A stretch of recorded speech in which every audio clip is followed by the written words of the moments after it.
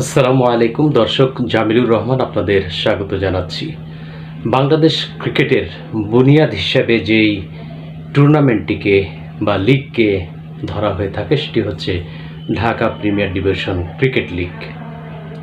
2013-14 মৌসুম থেকে premier division cricket league list A ক্রিকেটের মর্যাদা লাভ করেছে। তারপর থেকেই এই টুর্নামেন্টটি জমজমাটভাবে আয়োজন করা হয়ে থাকে।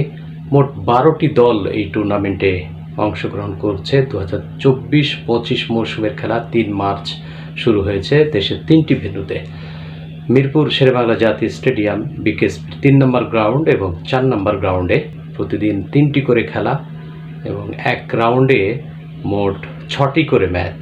দুদিনে একটা রাউন্ড ধরা হয়ে থাকে, প্রতি রাউন্ডেই 6টি করে ম্যাচ অনুষ্ঠিত হয়ে থাকে। আজকে অবশ্য 8ম রাউন্ডের ম্যাচ শুরু হয়েছে। মিরপুরে আবাহনী লিমিটেড ধানমন্ডি স্পোর্টস ক্লাবের বিপক্ষে, বিকেএসপি 3 নম্বর গ্রাউন্ডে মোহামেডান স্পোর্টিং ক্লাব আর অগ্রণী ব্যাংক ক্রিকেট ক্লাব বিকেএসপির 4 নম্বর মাঠে। আবাহনীতে বেশ কয়েকজন তারকা খেলোয়াড় রয়েছে। নাজমুল হোসেন সাত্ত, তিনি ক্যাপ্টেন্সি করছেন, নেতৃত্ব দিচ্ছেন। সেই সঙ্গে মুমিনুল হক সৌরভ খেলছেন।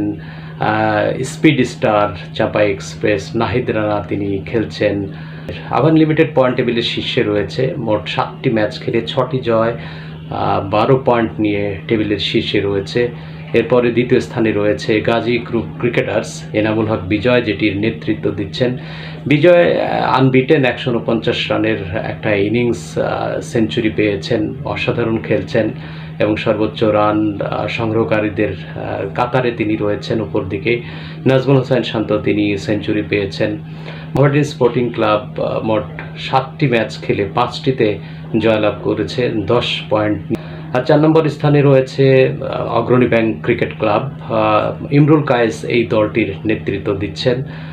তারা 7 ম্যাচে 5টি জয় পেয়েছে এবং 10 পয়েন্ট নিয়ে চতুর্থ স্থানে রয়েছে। আর 5ম স্থানে রয়েছে লিটন দাসের গুলশান ক্রিকেট ক্লাব।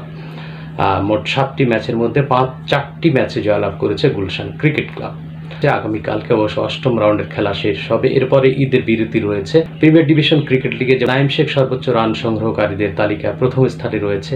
নাইম শেখ অসাধারণ একটা ইনিংস খেলেছেন, 176 রানের এখন পর্যন্ত যা ব্যক্তিগত সর্বোচ্চ ইনিংস এবারের প্রিমিয়ার ডিভিশন ক্রিকেট লিগে। প্রাইম ব্যাংক ক্রিকেট ক্লাবের হয়ে নাইম শেখ খেলছেন।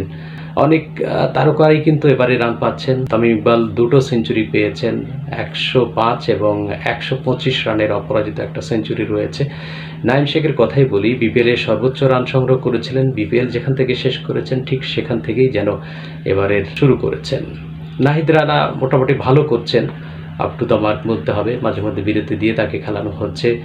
তাসকিন তিনি উইকেট পাচ্ছেন, তবে একদিন তিনি সর্বোচ্চ রান দিয়েছেন আর কি, 3টে উইকেট যদি পেয়েছিলেন।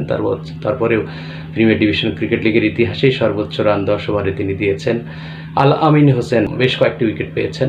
এছাড়া বেশ কয়েকজন স্পিনার তারাও কিন্তু বেশ ভালো করছে। রিশাদ হোসাইন, লিজেন্ডস অফ রূপগঞ্জ, তারাও কিন্তু বেশ কিছু তারকা খেলোয়াড় ভিড়িয়েছে। তানজিদ হাসান তামিম যেমন এই দলটিতে খেলছেন ওপেনার হিসেবে।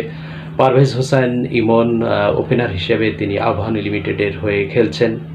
মুশফিকুর রহিম মোহামেডান স্পোর্টিংয়ের হয়ে খেলছেন। মাহমুদুল্লাহ রিয়াদ খেলছেন মোহামেডান স্পোর্টিং ক্লাবের হয়ে, তবে নিয়মিত নন। মাঠে তারা পারফরমেন্সের দিক থেকেও মুশফিক রিয়াদ সেভাবে আর কি খুঁজে পাচ্ছি না আমরা।